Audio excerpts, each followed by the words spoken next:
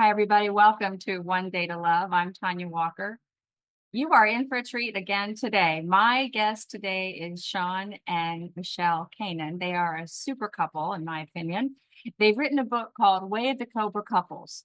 And Sean uses some of the methods that he's used in previous books to help you become the very best you can be in a relationship. But Michele has added her side of the story, way more than 2 cents. They co-wrote this book together, and it's very powerful. It shows us that there is a way to not only keep the fire lit in a relationship, but to become a super duper, very close, very exciting, very sexy, very successful couple. They've got all kinds of ways to do it and all kinds of pitfalls to avoid and very specific methods. So don't go away. This is going to be great. And you've got to get this book, Way of the Cobra Couples. It's at Barnes & Noble right now and on Amazon. And they have an event on October 8th at the Grove if you happen to be in Los Angeles, where they're going to be signing books at the Barnes & Noble. So like and subscribe, please, and stay tuned.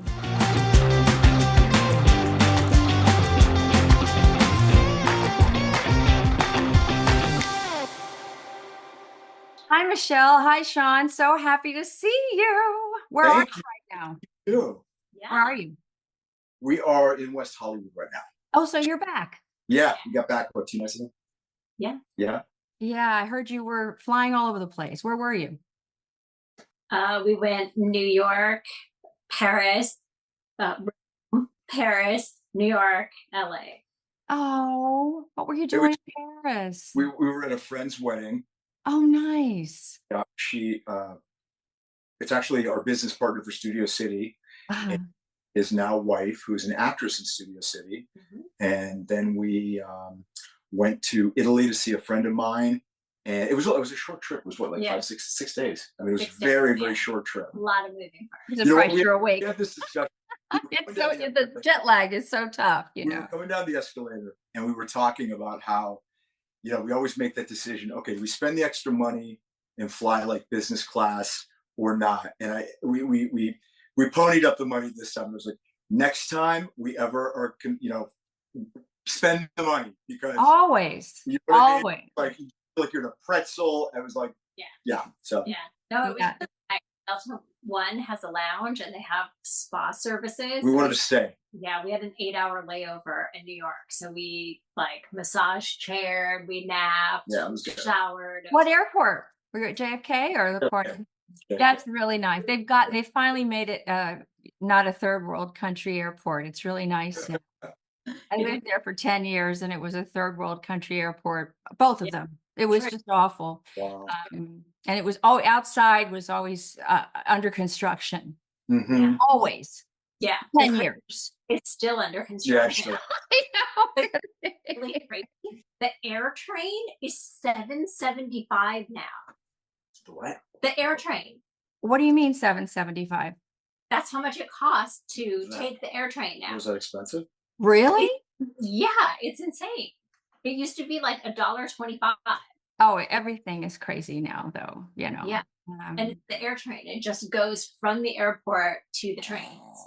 So you can't get to the trains without it or get anywhere without it. I'm always an Uber girl. I'm always Ubering or begging somebody to take. Yeah, but it's the worst at LAX, because if you take the Uber, you've got to take that damn bus to go all the way around. Yeah. And after you've come all the way here, so it's at like 6, 7, 8 hours, you've been doing this, right? And then you get there and you get off, and then you've got to go wait in a parking lot. I think the moral of the story. There is an answer. There is an answer. There is an answer. I'm telling the whole wide world, but there is an answer. If you book a black Uber, they'll pick you up upstairs. Right. Oh, okay. Yeah. Oh, I didn't know that. True. Yeah, I knew that. Oh. This is a trick. This is a very important trick. There's something. A car service is the same price. No. Yeah, it is. Isn't it 170? Oh, it's 150. That's right. No, you can Yeah, use it's Black 150. Lane, and Black Lane, not that we're plugging apps, but Black Lane, you can get a black car, a town car to pick you up. It's just like car service. So I never heard of that. yeah, Is that So- with Uber or that's a different app? a different app. It's called Black Lane. Well, I'm writing this down You because I travel all the time.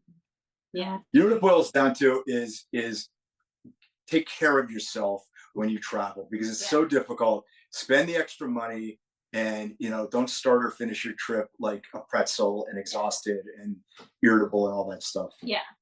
Oh, Right. I know. I mean, Yeah. I really do this a lot. My daughter does too. She just left at 3 a.m. to fly to New York. Wow. Wow. It was the right thing for her. She likes to fly all night. But she can sleep standing up, my daughter. Well, because she's young. Yeah. So she went to see, she just turned 25 and, or 26. She just turned 26. And Abby's still 24 until Sunday when she turns 25. So, so they're going to be together. Well, that's nice.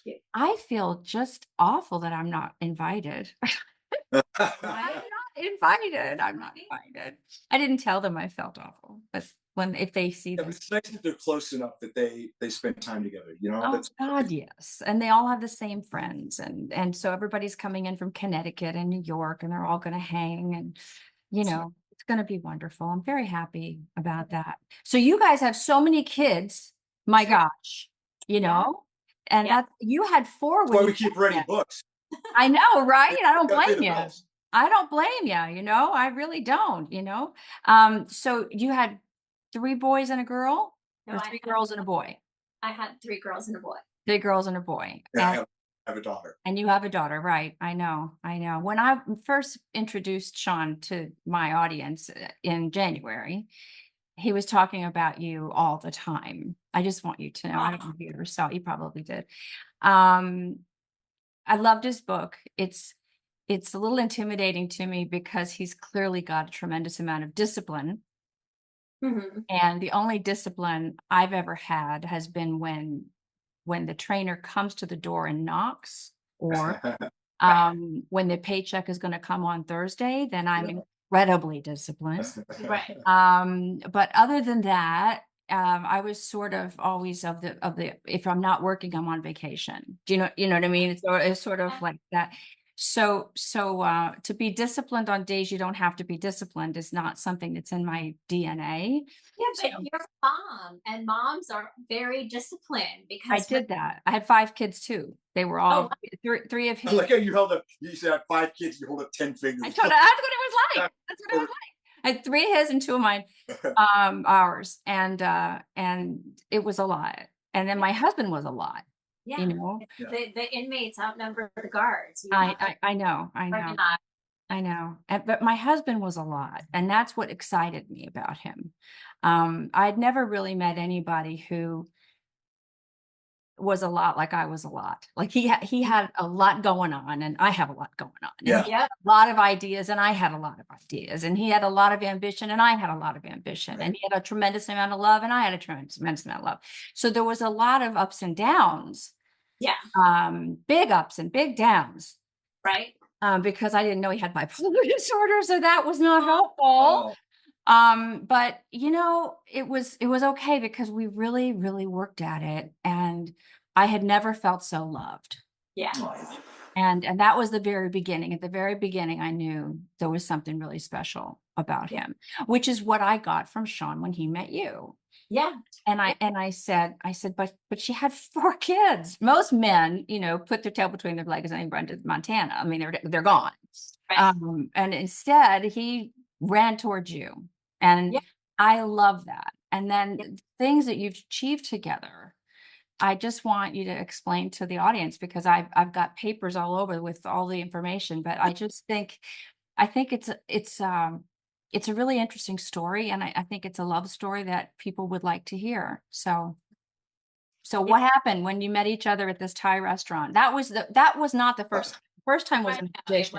It was an audition, right? No, kind of started there because at that point in my life, I was going through a separation from my ex-husband. And we had been together almost 20 years. We had 4 kids, and it just abruptly ended. And that day, I just chose, like, okay, this is the day it's happening. And I called one of my girlfriends and I was like, okay, I finally did it. What do I have to do? You have to come. She's like, well, I'm on a date. And I said, oh, well, okay. So either get rid of him or bring him. Like, I don't know how this is going to work out, but I can't be alone tonight. So she was like, okay. So she showed up with her date, and it was him. So I remember him telling me this, and it was like all of a sudden it was like boom. it was boom. Like, he walked in the room, and suddenly I went from being a carpooling, drive-through mom who doing homework to, wow, like I could be an adult again. And, life, there is life after divorce. And we started talking, and we hit it off. And my friend was like, I'm still here. And so I was really embarrassed, and I left. And I was like, oh my gosh, like this is crazy. So to me, in that moment, I was like, oh wait, he's on a date with my friend. So obviously this is just the universe telling me there is life after divorce. Even though I have this incredible amount of baggage, there is a possibility. And it kind of awoke something in me. And I was really like encouraged. So I left and I went to New York, and I was there for 10 days, and I came back, and on my way back, I was like, now it's the light of day, and I have to go home and tell my children, like, hey, this is really happening. We're getting divorced, and I chickened out. So I called the same friend, hoping this time she'd be alone. And I was like, I can't do it. I need to. And she goes, great, come over, but pick up my friend on the way. Here's the address. So I show up at Sean's front door and ring the doorbell, and he comes out, and he's like, what are you doing here? And I was like, oh, I'm here to pick you up. So he got in the car, and I'm driving, and she sends me a text and said, where are you? He's already here. And I was like, oh, well, I have. And she goes, oh shit, wrong Sean, get rid of him. So I'm He only dates people named Sean. Is that it? apparently I was apparently not the only Sean. Yeah, And you knew where he lived? You knew where this one She gave lived? the address. She gave the address for the She wrong gave one. the wrong address? The So this wrong- was totally her fault. Total serendipity. total serendipity. Oh my gosh. So I'm thinking, I just kidnapped an adult man, and I'm gonna go to prison, so I better feed him because he'll take it a lot better. So we went to the Thai restaurant, and we had lunch, and we started talking, and I said to him, I think we're going to be really good friends. And he promptly looked at me and said, I don't think we can be friends. And I thought, wow, that's really a bold statement. He goes, yeah, I can't be friends with a girl like you. And I was like, wow, really? And he said, yeah, because I said, I'm waiting to go to this party. She's going to send me the address. And he said, a girl like you, if you don't have the address already, you're not really invited. And you don't strike me as the type of person that would go somewhere that you're not really invited or not really wanted. And It was very manipulative of you, Sean. Well, Yeah. You've been on soap operas. You know how to listen, do I this. was doing everything I could with it. Is that in that moment, the lunch that we had, I mean, we've never shared the contents of that conversation, but it was very intimate, where he really opened up his life to me and let me ask whatever question I wanted. And, one of the questions that I asked right up front is, so I have 4 kids, right? And he was like, yeah. Because my friend made sure that after I left, she told him for the rest of the night that I had 4 kids, and to kind of dissuade him. And the fact that he didn't care, I was like, either he's a serial killer and he's going to murder me and my kids, Oh, no. or he's a real good guy and we're up together. And he's a real good guy. And every day he's been an even better guy. And, I think there's something to the fact that we started out both in this awkward, weird state and built on it. We didn't really have, we knew everything up front.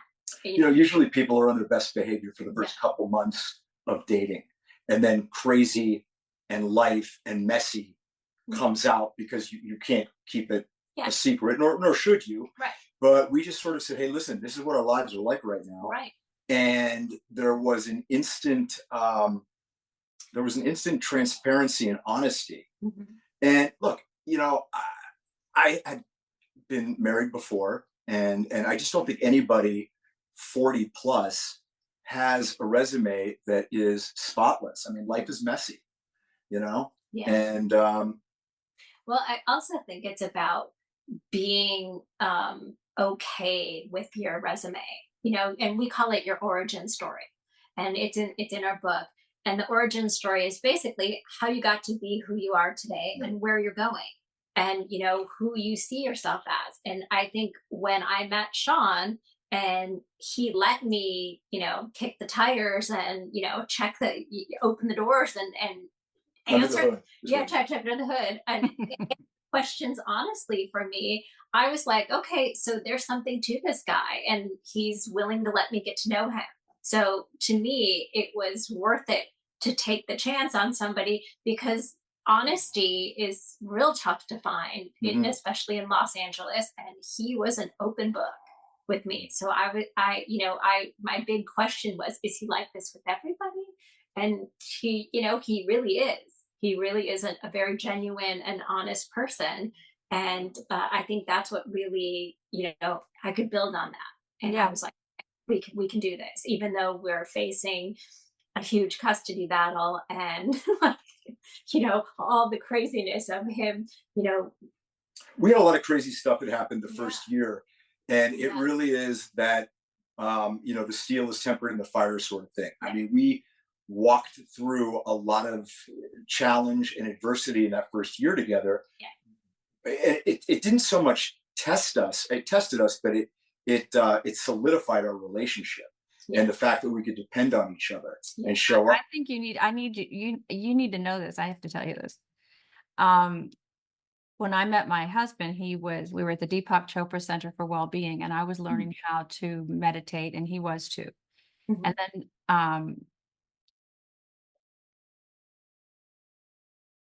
I don't want to go into the whole story because it's your interview. But Mhm. he was from Cleveland, and I just found out that you were from Cleveland. I was born in Cleveland, yeah. Okay, so my children were too. So he was from Cleveland. I had left Newark, Ohio when I was a kid, when I was like 10, and I couldn't wait. I never wanted to go back there. I couldn't wait to leave. I just never wanted to go back there. Not because there's anything wrong with it, because I was always saying to my mom when she would take me to see a performance, Yes, how am I going to get to do this? right. Am I ever going to get out of this cornfield and go and do what I want to do? I completely understand. Okay, so when I met Ed, and he was from Cleveland, Yeah. I said, okay, God, I'm putting my worst foot forward. I'm putting all my warts on, all the problems, so I can get rid of this guy as fast as possible. So that's what I did. And he never left. Yeah. Mhm. And Yeah.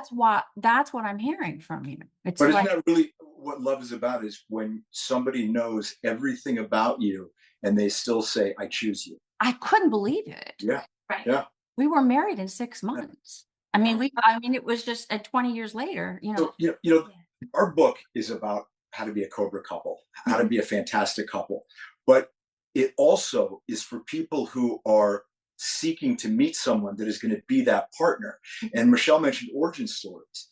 And it's like, if you're meeting people and telling them, hey, I really want to settle down and have, a wife and kids and everything, but you and your boys are like having, bi-monthly trips to Las Vegas where, you're like the wolf pack, you're not really being honest. Right. And so what you're presenting to somebody who might actually want to buy into what you're showing them, then they get a rude awakening. And then you're like, well, why am I not able to find anybody? Well, it's probably because you're presenting one thing when in reality, that's not who you really are. Right. And there's nothing wrong with going to Vegas twice a month if that's what you want to do, but at least say, hey, that's where I am in my life.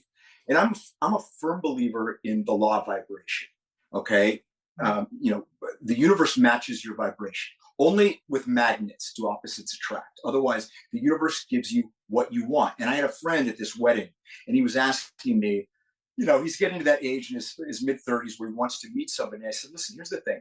If you're putting out a vibe that you want to settle down and meet somebody and have a monogamous relationship, you're going to start giving out that vibe. And you're going to start attracting people that are looking for a like thing. Right. But if you're putting out that you're just sort of like hit it and quit it and having a good time, and there's a time and a place for that, like in your 20s, you're supposed to be with a lot of people and figuring out what you do like and what you don't like. But if you're still putting that out, those are the kind of people that you're going to be attracting with your vibration. That's and you're right. not putting out what you want. Mm-hmm. Right. That's exactly right. What did he say? He's like, you're right.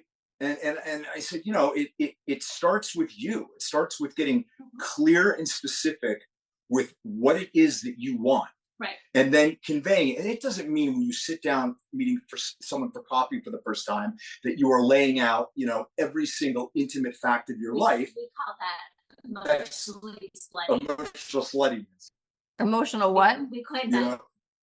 Sluttiness. It's Sluttiness? emotionally slutty. Like when you like overshare to the point like the that first moment you meet, you start telling somebody your deepest, darkest secrets, and you're like, every emotional sling in or you sit down and you say, hey, listen, I'm an alcoholic, a sex addict. I owe $100,000 in debt, and I'm really looking for a relationship, and I think it could be you. No, that's part of it.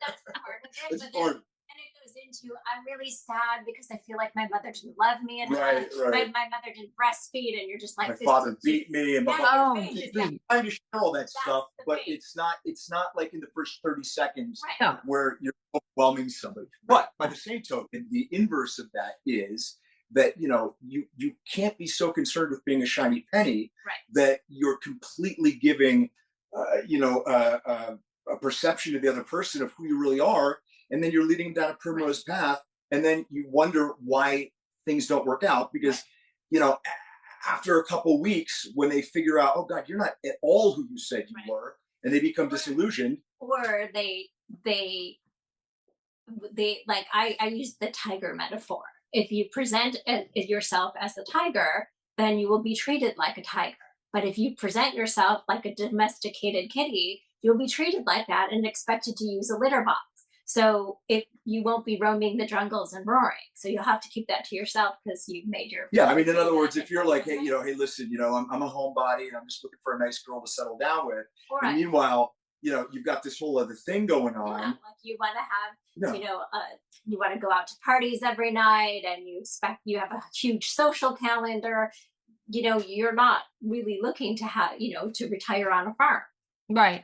So you need to be upfront about that, and it's okay. But a lot of times what happens is truth in advertising. You meet somebody and you're attracted to them, and they start to say things, and you kind of just, plus one them instead of saying, oh, that's interesting. See, I see myself doing this. But something, for me as a guy, I've always felt and it's one of the things I loved about Michele. I never, well, I shouldn't say never, but I mean, finding a woman who just kind of rubber stamps what you're saying and mirrors what you're saying is infinitely less interesting than somebody who does critical thinking and challenges you and says, well, I see where you're coming from, but I see it completely differently because they're being honest as opposed to just trying to, kind of mirror your emotions. Yeah. And there's really, a couple things that work. One of the things is that as women, we're really taught to kind of be support staff and to not really impose our will, because we all know that what we call women who impose themselves, they get ugly nicknames. So you try to be a good girl, and you try to be a nice girl, and you try to fit in and kind of go with the flow, and then but that ship sailed for you, because when I first met you, I don't know if you saw this in the introduction of the book. I said, when I first saw Michele, she came, they say that a woman could be like all 4 seasons in one day. And she was a monsoon. Monsoon season. Was angry and pissed off and men. And I looked at her and I was like, yep, I'm going to marry that woman. I saw that. I loved that. I thought that was brilliant. I literally felt something electric. Yes. And I can't explain it. And it wasn't like, oh my God, I'm so excited. it was almost like not resignation, because that has a negative connotation, but it was like, okay, now this question has been answered. I know what I'm doing. It was the weirdest thing. It was really crazy for me too, because I would tell people about him because, you know, I had been married forever. And now like suddenly I have this new partner and they're like, wait, he was on a date with your friend, so he's a cheater. And I was like, well, not a no. Because I wasn't a cheater, because I hadn't met you yet. Well, yeah, but it was, so it was strange. And it was, you know, like getting people to like Look, with his here's the bottom line. I get it. I understand. For 35 years, okay? I've been around the block. I mean, you know, I had not. Yeah. And so like people were like, are you sure? And I kept asking him, are you sure you wanted, like, I'm a mom and I've, you know, this is my life. I'm very ordered. I'm very quiet. I'm very structured. My day is very rigid. And, you know, I have things that, you know, a certain thing. So like going out to parties all night is not really going to be my thing. And he was like, yeah, I'm ready to settle down. But you know what? That's a really good point, because one of the things we talk about is, especially with men, I think, men need to be at a place in their life where they're ready for a relationship. You know, I talk a little about how sometimes men don't maybe mature quite as quickly as women. And also men tend to get on a very competitive professional career track. Right. And women do too.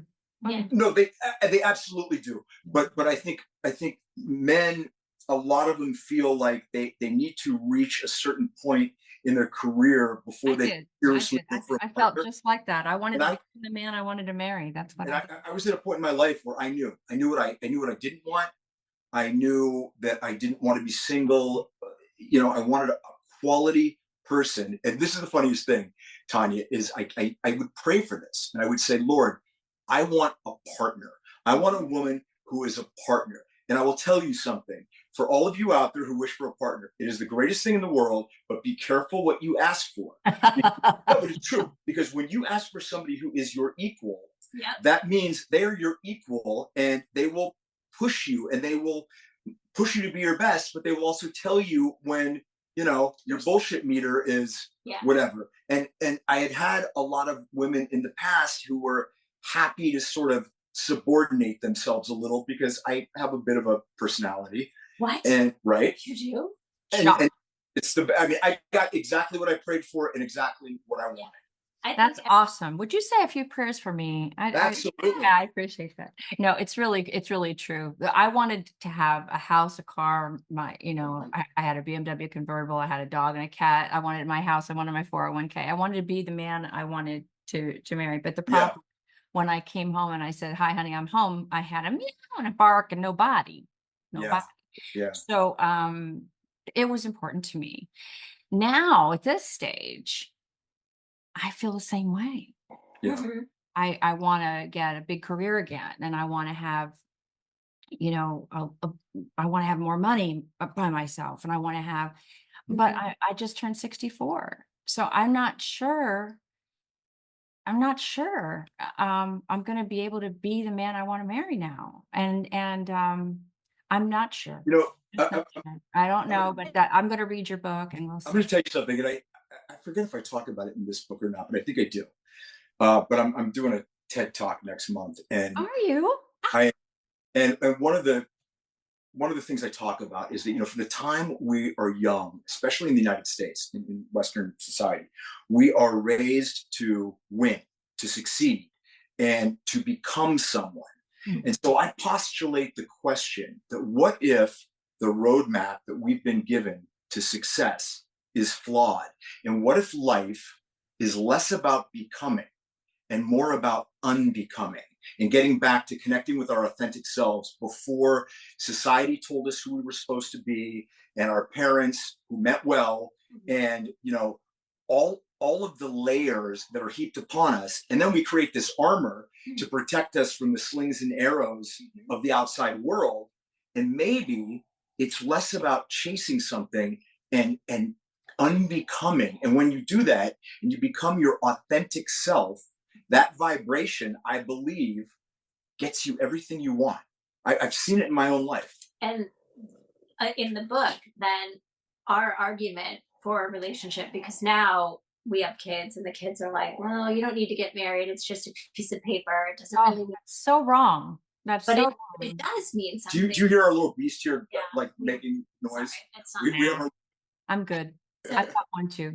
she's sleeping over there. so for us, a relationship is about having somebody that is your magnetic north, Mhm. who knows you, who knows who you aspire to be, who knows the true essence, because they meet you in joy, hopefully, but you're in joy in that moment, and they know how to get you back to that place of joy. And so we all do thought experiments in our heads of like, I'm not sure I want to do this, or maybe I want to do that, like sounding like what you're doing, and that you want to be this person. And having a partner is somebody who anchors you to, yeah, sure, you can continue to want these things, but you have to be anchored in joy.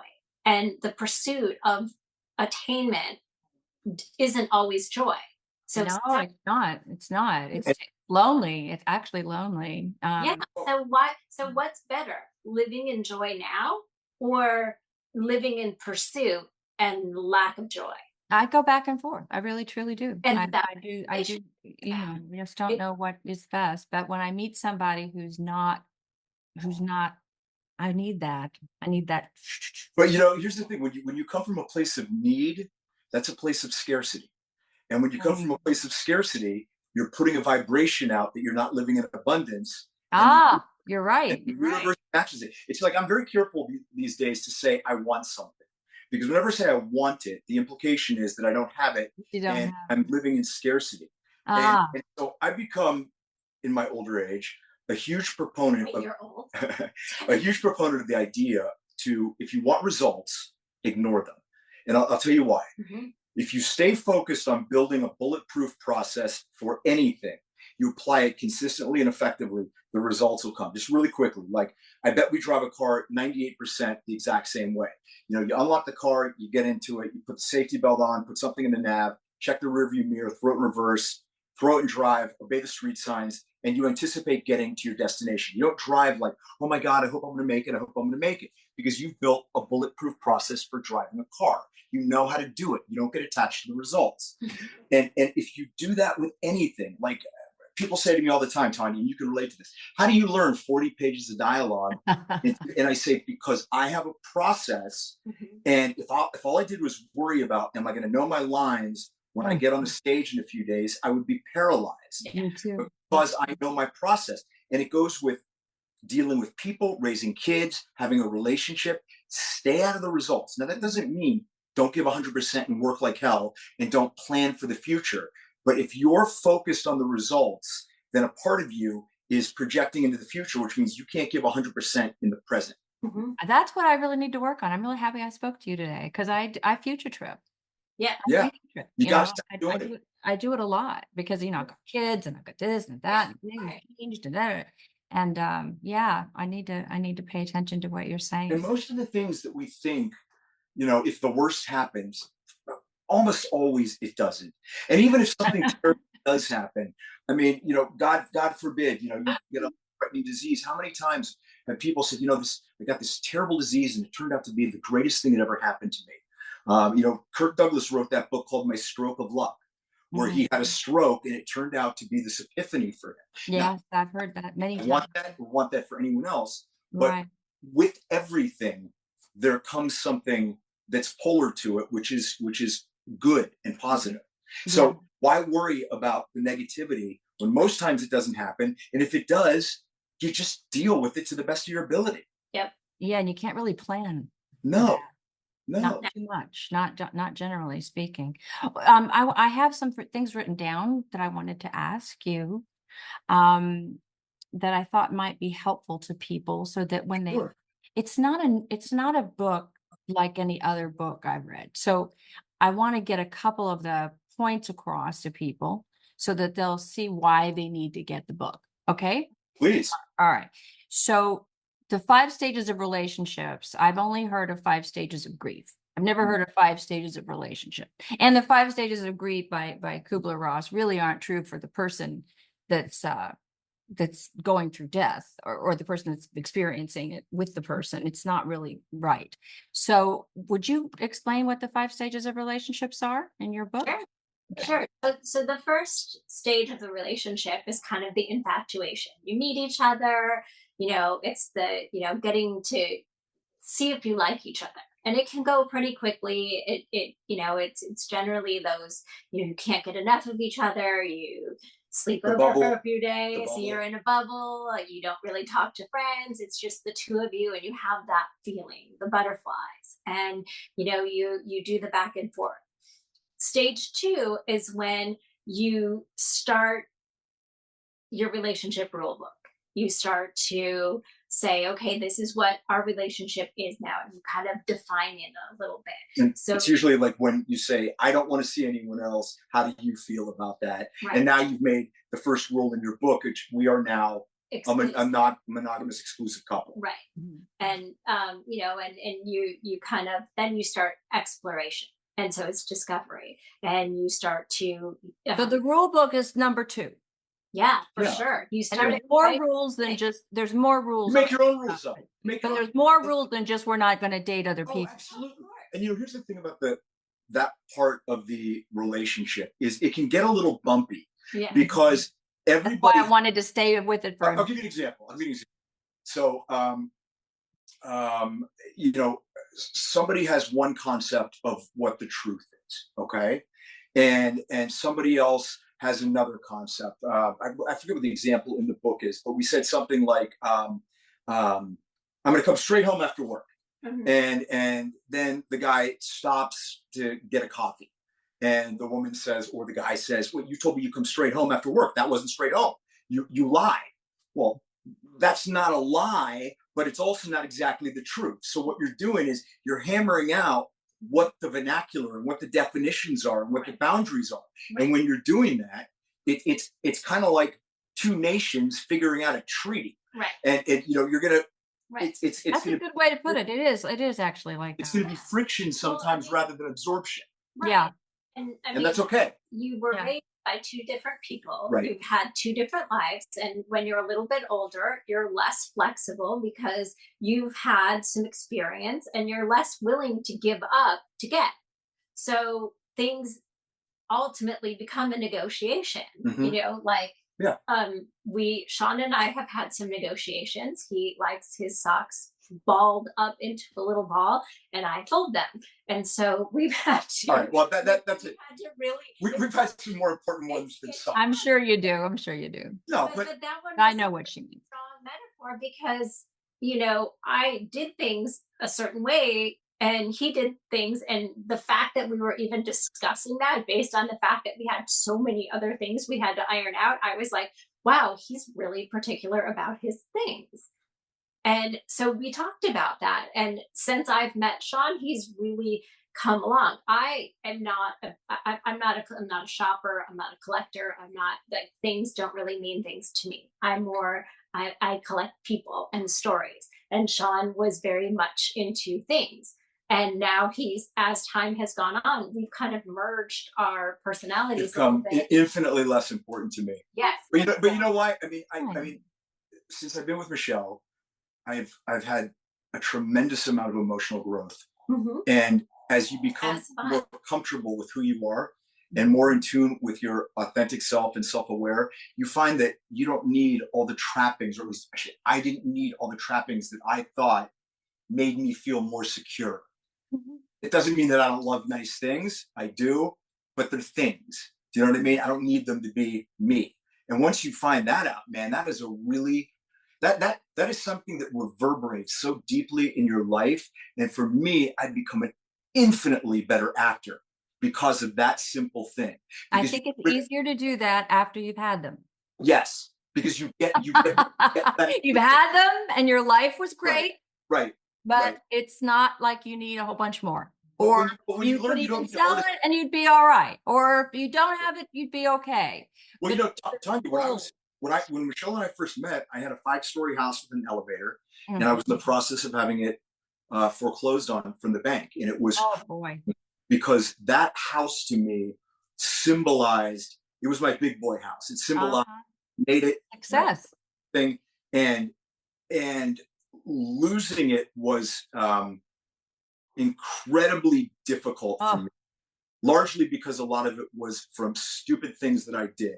We And had that happen. every now and then I'll think about that house and I say, there is not a chance that I would trade that life for what I have now.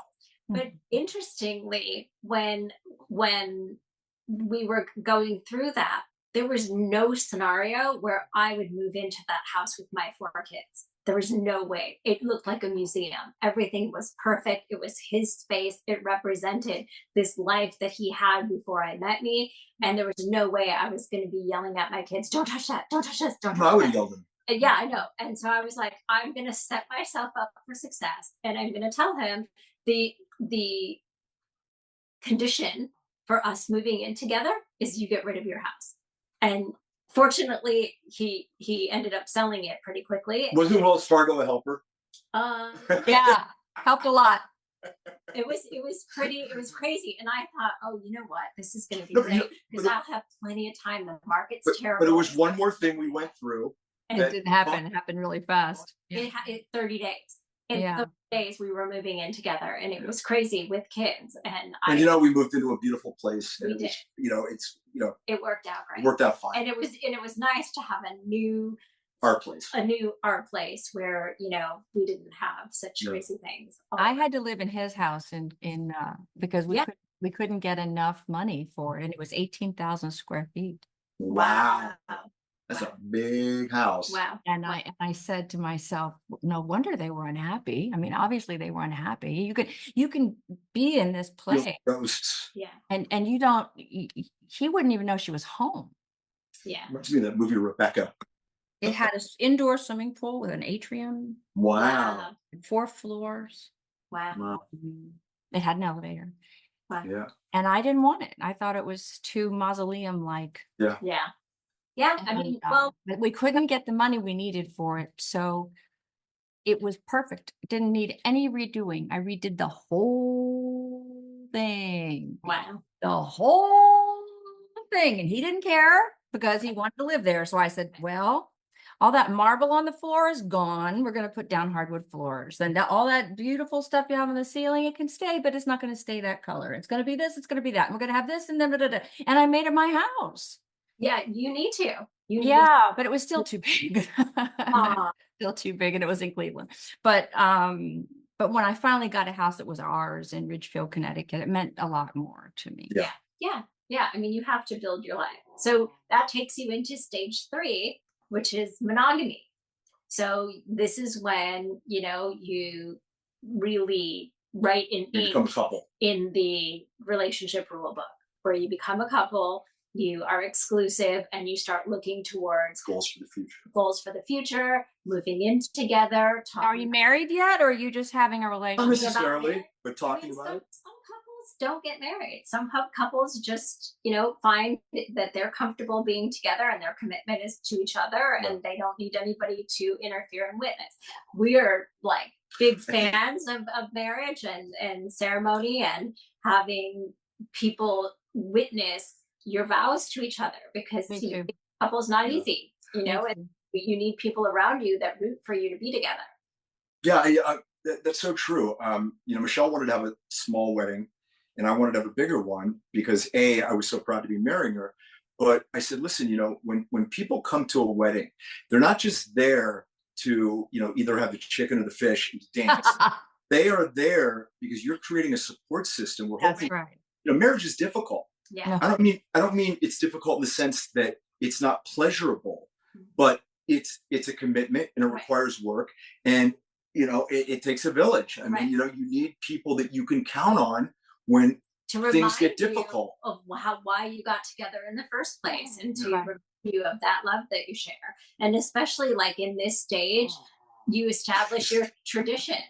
And there's things like, it's different than holidays. The holidays are the first hurdle of like, do we go to your family? Do we go to my family? Do our families get together? Like, how do we do that? And then you have your own traditions where you have, your birthdays. How do you celebrate your birthdays? You have your, anniversary. What do you do on your anniversary? And, Sean's a really amazing anniversary thrower. He gets the official. That's wonderful. That's wonderful. So, and you live together. I think moving in together, you really get to know each other. Like you don't know somebody till you live with them. I think there's a caveat with living together. I think living together can be very positive, but I'm a firm believer that there's a crescendo. And if you miss the point up here without moving forward, which I believe is marriage, it starts to possibly disintegrate a little bit. I'm not a believer in living together unless you're definitely going to get married. Yeah. I mean, I told Michelle. Because I think that being with somebody but this is just my opinion, being in a relationship is so important. Mm-hmm. And the partnership is so important. Mm-hmm. And there's not really a partnership if I can just go get in the car and leave.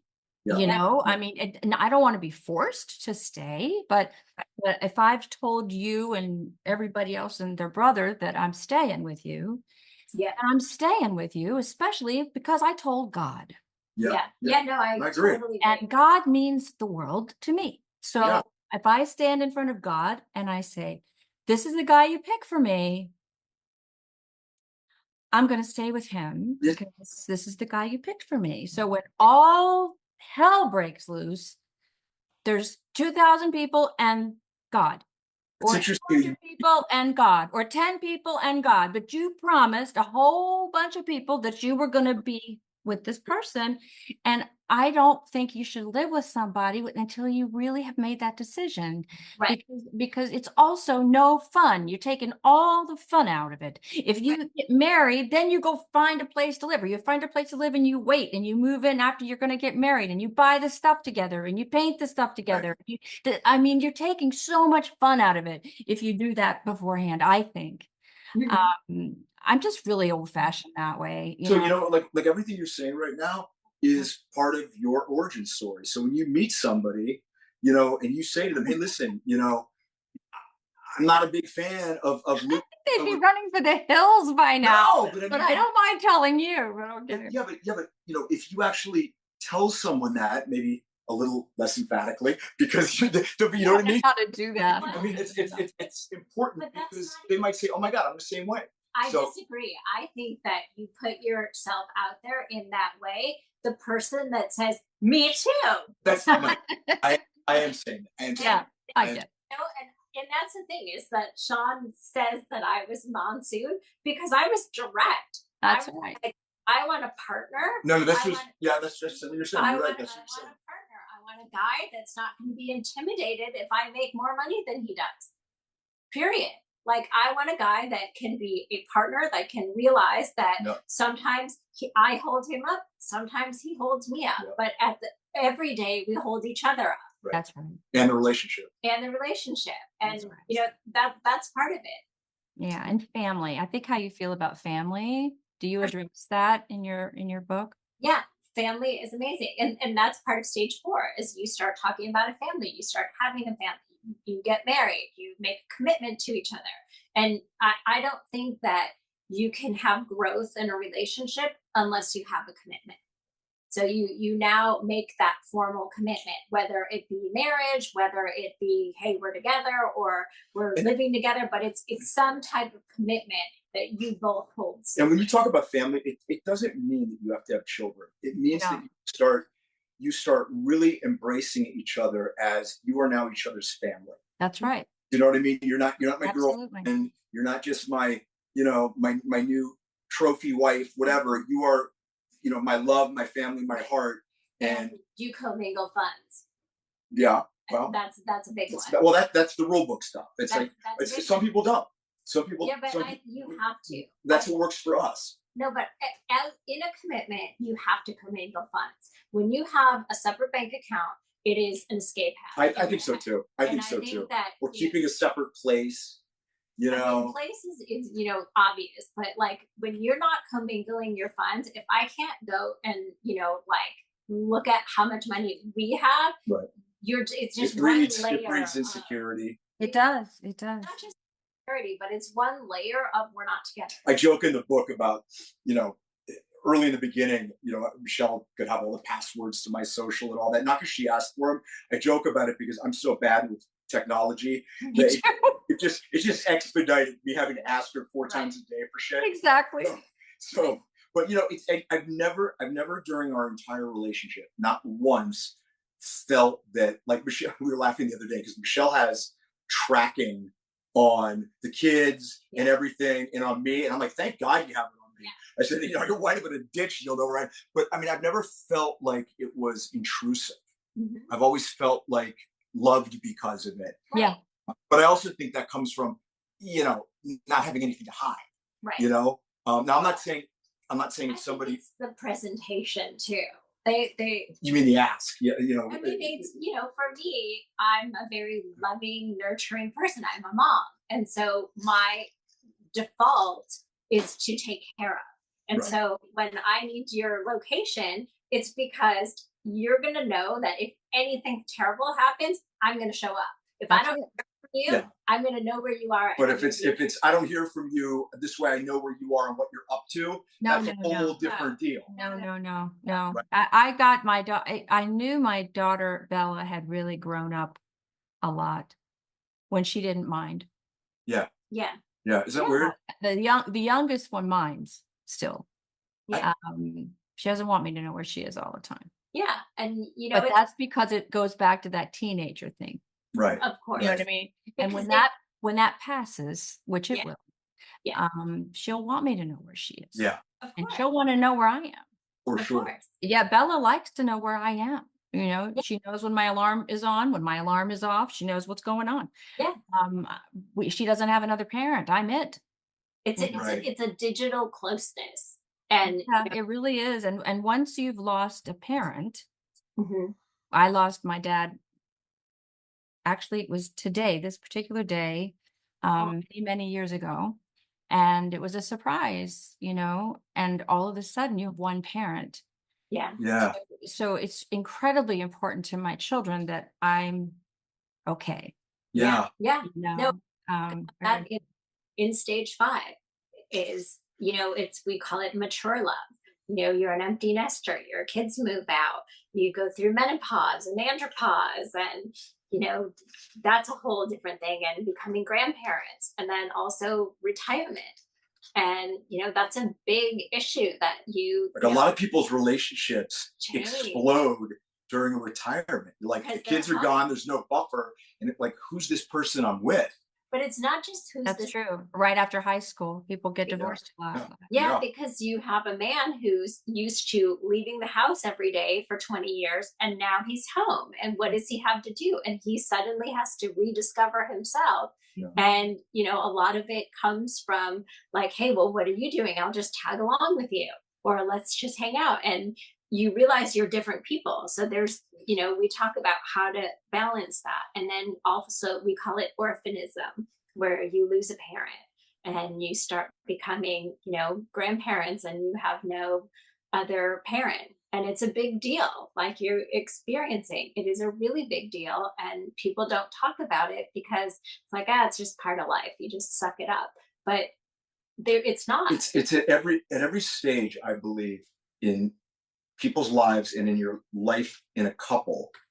There are challenges. There's different challenges, and there's different adjustments that you have to make. And sure, you'll if you love each other and you have a good relationship, you'll deal with it. But you also want to have a sense of, maybe what might be coming and how to be ready to make some of those changes that are going to allow your relationship to continue to flourish and grow, even as it becomes a mature relationship. Right. And you can kind of, as we get older, our emotions become less defined and apparent. and even to ourselves. Like I'm hearing you say that you're not sure what you want to do. You're not sure where you want to go. And for so long, when you're a mom, you are told, like, you have to do this. You have to take your kids to school. You have to get up. You have to go to work. You have to. And then the minute you, in that whole time, you're like, I'd rather be doing this. I'd rather be doing this. I want to do this. And all of a sudden, all of that pressures off, and you're like, I have no idea what I want to do. Yeah. And and that comes from, it comes from a place of sadness and of loss, because you have so many things that you've had to let go of, like a parent, or like your kids, and your identity for 20 years of being a mom. And 20 years before that, being an actress, and then coming out here and going, can I get them to answer the phone? I don't know if I can get them to answer. It's true. I mean, it's just, Right. it's different, but I am a very faithful person. And I do love what I'm doing with you. I do love this. I think bringing people's real personalities to people at home who are your fans, and people who might not know you, but you want them to know you. I'm happy that I can provide a place to let that happen, because it's an easy show to listen to. It's a good experience for everybody, it seems. I think nobody's life is perfect, obviously, and Right. no relationship is perfect. And we didn't write this book as experts. We wrote it as, like, two people that have managed to keep a great relationship going in Hollywood, which isn't the easiest place. Right. And we've learned a couple things along the way we wanted to pass along. But I mean, Michele and I, we call them bench clearers. Like, about once a month, we have a real good screaming match that lasts usually about 10 minutes. You do? Sure we do. She's Sicilian and she's not Kelly. But here's the thing. I love that. I think it's important that we say that, because a lot of times when you're promoting a book and you're out there on the press tour, again, it's the shiny penny thing. And I'd rather be authentic and relatable and say, hey, listen, we got days when we want to strangle each other, but at the end of the day, we love each other like crazy and we have each other's back. And that's part of what it is, Right. and to put forth an image that isn't authentic and real doesn't do a service to our readers, and it doesn't. Also not interesting. It's not who we are. Yeah. I think ultimately everybody can see through that. Yeah. At least I hope they can. There's a lot of things going on in the world right now that I'm hoping people can see through. Well, moving on. Okay, so tell me about this thing you did for Congress, or you did the bullying thing. You spoke in front of the USO. Was that? I've actually been to Congress a couple times. I went to Congress to talk with some of the senators about bullying. I'm a huge anti-bullying advocate. I didn't know that, because I was bullied oh my God. Yeah, me too. Me too. Terrible.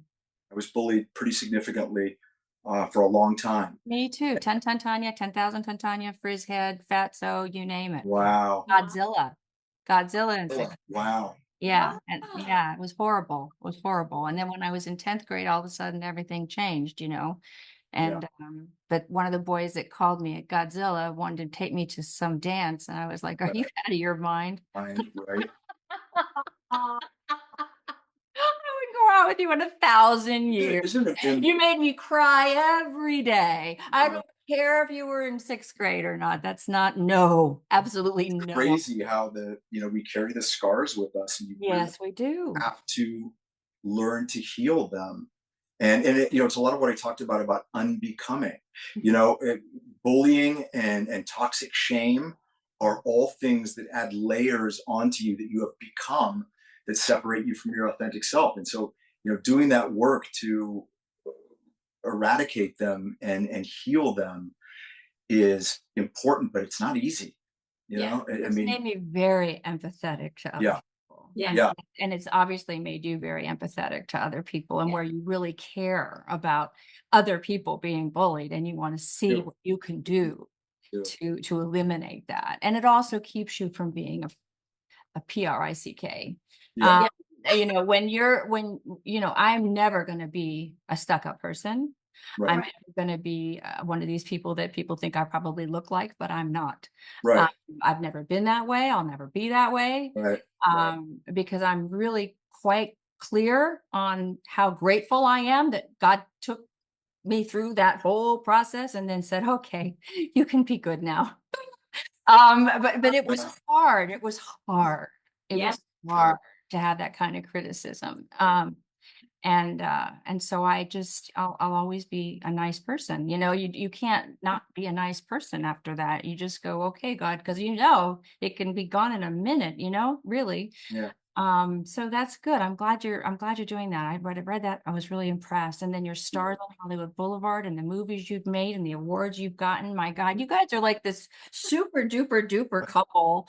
And there's just not enough time to talk about all of it. But every time I talk to Sean, I want Sean back. So now I want Michele back. Okay. And so I looked up some of your movies. I can't believe you're making movies like this. This is incredible. Yeah. What's the next thing? So we're working on a series right now that is about a poker player. We got, it's been really crazy. We just filmed in Las Vegas a couple weeks ago. You did. I thought Yeah. that was fun. Do 3 more episodes, and it's Is it great. fun? Oh, it's a blast. It is. And anytime I get a chance to work with Michele, I love it. Yes. I love that. That's beautiful. Because she's very good at what she does. And it's nice to be able to do what I love doing, what she loves doing, and do it together. Yeah, that's great. That's It's one of those things that, like you were saying, that you could wish you could get people to pick up the phone. What I really love about Sean is that one day I was like, okay, let's just not wait. Yeah. Let's just do this. Like, why not? Like, let's try it. Let's see if you don't win any of the chances you don't take. I mean, so let's do it, and we did. Yeah. And he went along with the process, and it was bumpy, and was still able to bring this amazing talent, even though he was behind the scenes, dealing with all the struggle of indie production. And so just building on that, it's been, a really fun journey, because I think Sean's really grown as an actor. And I think he's really, had. Come on, more compliments. I'm trying. No, but the big picture that he's got now. Correctly, so that I'm not, but he's really been able to weather the storm of waiting for the phone to ring by keeping his inbox full. Yeah, that's a big, wearing different hats. That's a big difference. That's a big deal. I paid for the film that I produced, and it became very successful. There's nothing wrong with that. Yeah, but I would like somebody else to pay for the next one. Yeah. And I'm not sure how to make that happen. That's I don't know how to do that, because I just found the script. Hired a casting director. We'll talk offline about that. Yeah, I did it. I mean, really quickly, just as a quick story to hopefully inspire you a little, because I still am in awe of it. I got this call from a guy who said he saw my LinkedIn profile, and he said, I know what you did with Studio City, and I've shot 2 episodes of this show, and I'm doing a private equity, hopefully streaming show. Can I talk to you? And I said, well, book a consultation session with me, which he did. And by the time we were done, he offered me an acting job in it. And by the time we had talked one more time, I was an executive producer and writer on the show. Oh my gosh. And I was like, Michele, this is real. And the check cleared. And how about that? And so it was great. And I never in a million years expected that to come out of it. But I'm always sort of looking for, how can I create my own opportunities? Because it's frustrating to wait for somebody else to hire you. It certainly is. It certainly is. And that's really good. I'm happy that happened for you. See how you do. You guys are magical. You really are. So what's next? You're going to go to Barnes & Noble on October, which is the nicest place in LA. And beautiful. Still working on Bold and Beautiful, which is fantastic. Yeah. What else? Cobra Kai. That's enough, honey. Are you going to be going all over the place doing book signings? Are you doing that? I think we're going to be doing a bunch. It's kind of contingent on my shooting schedule with Bold and Beautiful, but yeah, as many as we can do. And then Michele said she'd divorce me if I wrote another book. So Yeah. we're done writing books for a minute because even Michelle, who didn't write the first two, did a tremendous amount. Like I know you kept talking about it and talking about it. Yes, he kept saying Michelle said, and Michelle said, and I said to him, I said, and all the other men that came in that day, I said, this man talks about how much his wife has given to him to make all his successful things Oh my happen. God, Well, that's I true. feel exactly the same way. Yeah, it was Yes, really beautiful. I would not be. Yeah. I don't know where I'd be without her, but That's what all and pretty much all the men that were there said that you too. know, And I don't know if you met Chris McKenna, but he had his baby. Chris McKenna, It was because the you know first. oh God, who was there? Frank DeCopoulos was there. Yeah, he and his wife David, are so happy. Their that's a daughter nice got guy. married. They're having a I think they're Good. having, I'm not sure if they're having a grandchild or not, but Chris McKenna's married and has a beautiful baby now. Oh, That was just January, and people's lives have changed so much. yeah. And it's really nice. Life It's really nice. quickly. Yeah, it's all good. It's all good. Well, I am flying back to Maryland for my high school reunion on the 8th, or I would be at the Grove. Well, So listen, you're gonna look everybody to know that this is happening at the Grove, and I don't remember what time, but they can look that It's part 7 up. p.m. at the Grove, at the Barnes and Noble, Yeah. and you can pre-order the book at wayofthecobra.com. Yep. And when's it going to be on Amazon? Do we know yet? October 8th. October 8th. It'll be Same day. Perfect. on Amazon. It's up for pre-sale on Kindle. Okay, fantastic. Yeah. Kindle. So And then eventually you'll do the Audible like you did for the other one when I. I think so. Yeah. Yeah. Awesome. I'm gonna do it. Well, I'm very proud of you both. I'm very Thank happy. you. I can't wait to see you in person. Thank you, Tanya. I look forward to the next time we can see each other in person. I would love that. Just let All me. right. I'll come over and see y'all. Okay. God bless you. Thanks so Take much care. for being here. It was Bye. wonderful. Okay, bye. Thank you so much for being with me today. That was wonderful. Don't forget about their book tour and the book signing at Barnes and Noble with Sean and Michele Kanan. And don't forget to subscribe and like if you like this, please, and share it so that I can stay on the air. Thanks again so much for being with me today. God bless you. Bye-bye.